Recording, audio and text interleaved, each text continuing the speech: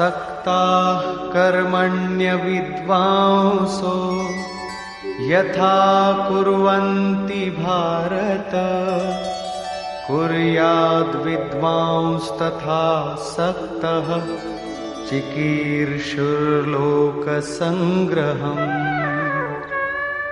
হে ভারত, অজ্ঞানীগণ আসক্ত হয়ে যেরূপ কর্ম করেন, পূর্ণ জ্ঞাতা বিদ্বান অনাসক্ত হয়ে লোকহৃদয়ে প্রেরণা এবং কল্যাণ সংগ্রহের জন্য সেইরূপ কর্ম করেন। যজ্ঞের বিধি জেনেও করেও আমরা অজ্ঞানী।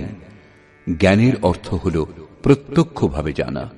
যতক্ষণ আমরা লেশমাত্রও আরাধ্য থেকে পৃথক, ততক্ষণ অজ্ঞান বিদ্যমান। যতক্ষণ অজ্ঞান বিদ্যমান, ততক্ষণ কর্মে আসক্তি থাকে।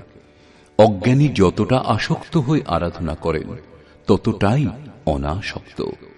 যার কর্ম করবার প্রয়োজন নেই, তার আসক্তি কেন হবে? এরূপ পূর্ণ জ্ঞাতা মহাপুরুষও লোকহিতের জন্য কর্ম করেন, দৈবী সম্পদের উৎকর্ষ করেন, যাতে সমাজ সেই পথে চলতে পারে।